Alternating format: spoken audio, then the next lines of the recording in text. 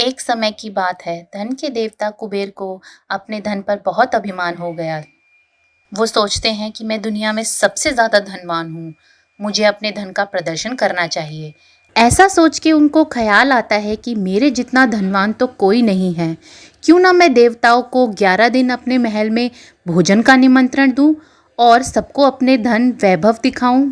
ऐसा सोचकर वो सर्वप्रथम भोलेनाथ को अपने महल में भोजन करने का निमंत्रण देने के लिए कैलाश पर्वत पहुँचे। भोलेनाथ उनकी मंशा समझ गए। कुबेर का अभिमान समाप्त करने के लिए उन्होंने कुबेर से कहा कि मैं आपका आमंत्रण स्वीकार नहीं कर सकूंगा, लेकिन मैं अपनी जगह गणेश को आपके साथ भेज देता हूँ। यह सुनकर कुबेर ने सोचा कि मुझे तो अपना धन वैभव दिखाना है, भोलेनाथ ना सही, उनके पुत्र ही सही। हाँ हाँ ठीक है, जैसा आप ठीक समझे प्रभु। गणेश जी को अपने साथ लेकर वे अपने महल पहुँचते हैं। महल पहुँचते ही कुबेर गणपति को अपना धन ऐश्वर्य दिखाना शुरू कर देते हैं। यह देखकर विद्या और बुद्धि के दाता गणेश जी कुबेर जी की मंशा समझ जाते हैं और अब जब गणेश जी खाना खाने बैठते हैं तो कुबेर उन्हें सोने की थाली में विभिन्न प्रकार के पकवान परोसते हैं। अब गणेश जी खाना खाना शुरू करते हैं। देखते ही देखते गणेश जी महल में बना सारा खाना खा जाते हैं।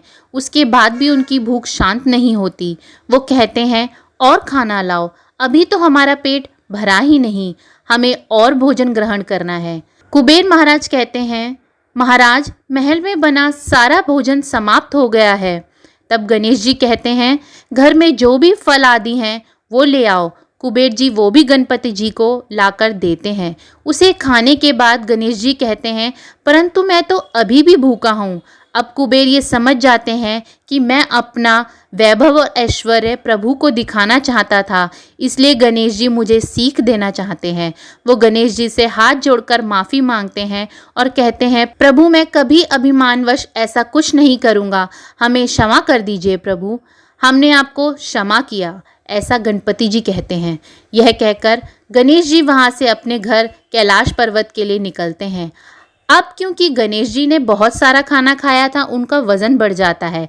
अब वो अपनी सवारी नन्हे से मूषक पर बैठकर अपने घर कैलाश पर्वत के लिए चलते हैं।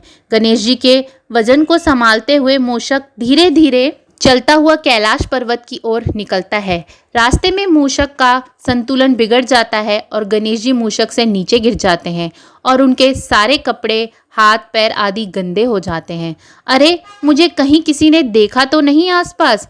उन्हें कोई नहीं दिखता, लेकिन उन्हें हंसने की आवाज़ आती है। अरे आसपास तो कोई नहीं है, फिर ये हंसने की आवाज़ कहाँ से आ रही है?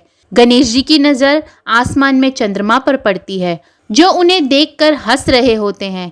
चंद्रमा को हंसता हुआ देख गणेश जी को क्रोध आता है। वो क्रोध में चंद्रमा को श्राप दे देते हैं, तुम्हें अपनी सुंदरता पे बहुत अभिमान है, आज से तुम्हारा ये रूप नहीं रहेगा।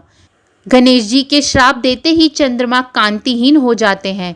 यह देखकर चंद्रमा को अपनी गलती का एहसास हो जाता है। वो गणेश जी से माफ़ी मांगते हैं, मुझे माफ़ कर दो प्रभु, मुझे माफ़ कर दो, मुझसे गलती हो गई। बार बार माफ़ी मांगते हैं। चंद्रमा के बार बार माफ़ी मांगने पे गणेश जी का गुस्सा शांत हो जाता है और वो चंद्रमा से कहते हैं, मैंने जो श्राप आपको दिया है वह पूर्ण रूप से समाप्त नहीं होगा, परंतु महीने में एक दिन श्राप का असर पूर्ण रूप से दिखाई देगा और उस दिन आप किसी को दिखाई नहीं देंगे। उसके पश्चात आपकी कलाएं दिन पर दिन बढ़ती जाएंगी और पूर्णिमा के दिन आप पूर्ण स्वरूप से दिखाई देंगे। इसके बाद गणेश जी कहते हैं, मैं तुम्हें वरदान देता हूँ, हर चतुर्थी पर जब मेरी पूजा होगी तब आपकी भी पूजा की जाएगी। आपको अर्घ देने के बाद ही चतुर्थी का व्रत पूर्ण माना जाएगा।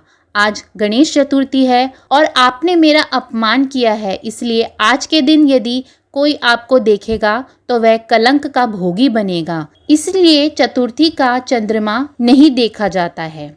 तो ये थी गणेश चतुर्थी की कथा। श्री गणेशाय नमः।